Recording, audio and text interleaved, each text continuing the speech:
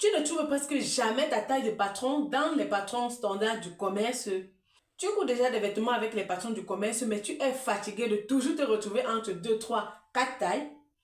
Ou alors, tu es fatigué tout simplement d'être dépendante des patrons standards du commerce. Alors, le patronage de vêtements sur mesure est fait pour toi. Coucou les cousettes, j'espère que vous allez bien. Bienvenue dans cette nouvelle vidéo. Si vous aimeriez apprendre à coudre des vêtements uniques qui s'adaptent parfaitement à votre morphologie, je vous conseille de vous tourner vers le patronage des vêtements sur mesure. C'est le sujet de cette vidéo. Alors, si le sujet vous intéresse, continuez de regarder. Le patronage sur mesure, c'est une technique qui consiste à créer des patrons de vêtements uniques et personnalisés qui s'adaptent aux mensurations et aux exigences d'une personne spécifique. Contrairement aux patrons du commerce qui sont faits à base des mesures standards auxquelles vous devez d'abord apporter des mensurations, trouver les tailles dans lesquelles vous vous situez et tout, ajuster avant d'avoir votre propre patron sur mesure. Maintenant, quelles sont les étapes de création d'un patron sur mesure? Donc, comment se déroule concrètement la création d'un patron sur mesure? En un, nous avons la prise de mensuration. Ça veut dire quoi? À l'aide d'un mètre ruban, on va prendre les différentes mensurations de la personne pour qui le vêtement est destiné pour pouvoir tracer le patron.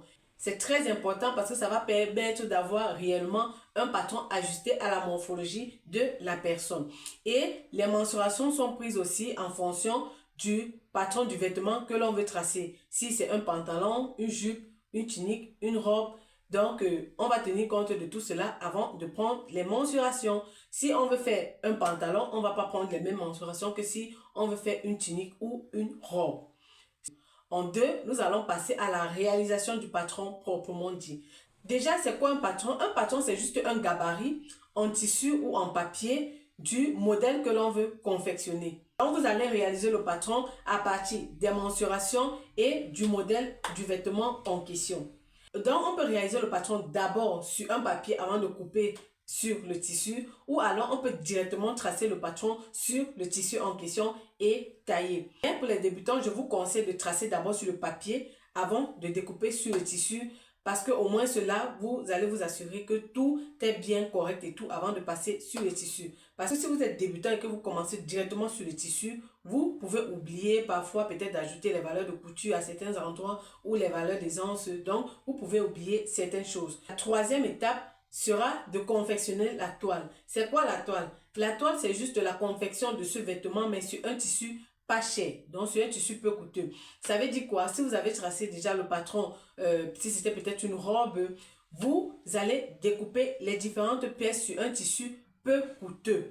Parce que là, ça va vous permettre d'assembler le vêtement, d'essayer et de voir s'il y a des modifications à faire. S'il y a des modifications à faire, vous allez repartir sur votre patron, refaire ces modifications-là avant de revenir coudre.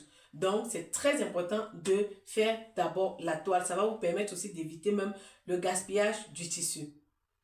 En quatrième, nous passons à la confection du vêtement final, donc du vêtement proprement dit. Après l'étape de la toile, vous avez fait les différentes modifications, vous vous êtes assuré réellement que le vêtement sera bien ajusté. Vous passez maintenant sur votre tissu final, donc le tissu que vous avez réellement acheté pour confectionner ce vêtement.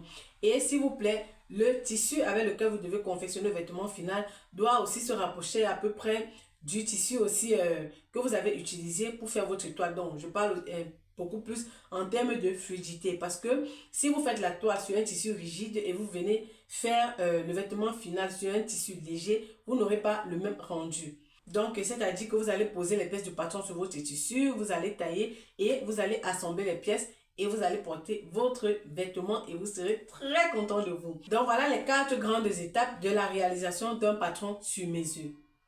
Maintenant, quelles sont les différentes techniques de patronage? Parce que pour tracer les patrons sur mesure, il y a plusieurs méthodes. La première méthode, c'est une méthode traditionnelle, c'est la méthode de la coupe à plat. Ça veut dire qu'on représente les mensurations du corps, mais sur papier ou sur tissu aussi, hein, pour ceux qui veulent. On prend les mensurations d'une personne selon le modèle et on trace le patron sur du papier. Après, c'est ce papier-là qu'on va maintenant aller sur le tissu, tailler les différentes pièces pour assembler le vêtement. Donc ça, c'est la coupe à plat. Donc vous voyez par exemple ce patron, c'est le patron de la robe que j'ai actuellement sur moi. Voilà, j'ai eu à faire aussi d'autres avec ce même patron, mais juste que là, j'ai fait avec une manche courte, les autres j'ai fait avec des manches longues. C'est le patron de ce vêtement et je l'ai réalisé à partir de la coupe à plat, donc avec la méthode de la coupe à plat. Donc, pour ceux qui aimeraient aussi entrer en possession de la mini-formation sur cette robe, vous allez trouver le lien sur mon site internet. Le lien est en description. À ce propos, j'ai une formation dédiée au tracé des patrons de base féminins avec la coupe à plat intitulée « Je couds ce que je porte ».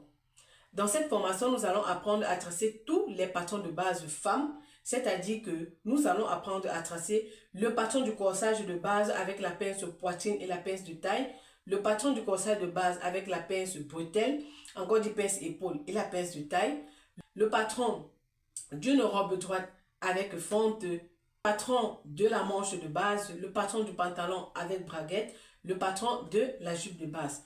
Et ce n'est pas tout, nous allons aussi apprendre à confectionner ces différents vêtements, c'est-à-dire comment confectionner un pantalon avec braguette, avec poche italienne et avec la bande, comment confectionner une jupe droite doublée, comment confectionner une robe avec fente, comment confectionner une tunique femme.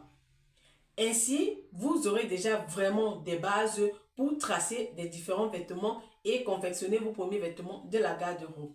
Pour tous ceux qui vont prendre la formation avant la fin de ce mois, vous aurez aussi en bonus mon e-book Réussir les patrons de base sur mesure. Vous aurez aussi en bonus mon patron de base de la robe Espérance gratuitement et vous serez introduit aussi dans le groupe dédié à cette formation pour que je puisse vous aider au cas où vous aurez des soucis avec la formation. Donc, n'hésitez pas, le lien de la formation est en description. Vous trouvez aussi le lien de mon site internet dédié aux cours de couture en ligne en description. En deux, nous avons la technique du patronage par drapage. Avec la technique du drapage, le tissu est directement façonné sur la personne elle-même ou sur un mannequin. La troisième technique, c'est la technique du patronage assisté par ordinateur. Avec cette technique, on utilise des logiciels pour tracer des patrons sous format numérique. Et après, on va télécharger ces patrons-là, on va tailler et on va confectionner le vêtement en question. La quatrième technique, c'est le patronage industriel. Ici, les patrons sont créés en série avec des gradations de taille. Maintenant, quels sont les avantages du patronage sur mesure? Le patronage sur mesure offre plusieurs avantages comme l'ajustement parfait. Pourquoi? Parce que le vêtement est fait selon les mensurations d'une personne spécifique. Donc, ça va réellement s'adapter à la morphologie de la personne. En deux, nous avons l'unicité du vêtement. Pourquoi? Parce que le vêtement a été créé par vous de A jusqu'à Z, donc même la personnalisation et tout, les designs, les détails, c'est vous qui avez apporté le tout. Donc vous avez un vêtement original, unique et personnalisé à vos goûts.